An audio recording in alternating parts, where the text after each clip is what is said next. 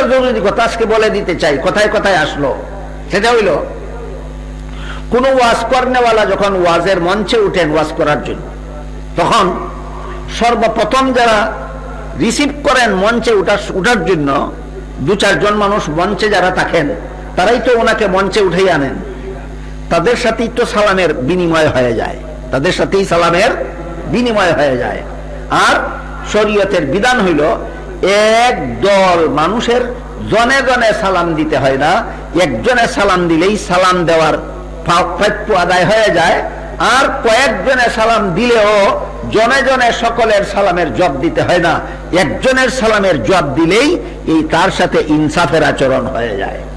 আমি যখন মঞ্চে উঠলাম, যারা আমাকে রিসিভ করলেন, হয়তো তারা কোনো একজনে আমাকে সালাম করেছেন আপনাদের সকলের পক্ষ থেকে, আমি তাকে ওয়ালাইকুম আসসালাম বলে দিয়েছি, সালামের আদান প্রদান হয়ে গেছে।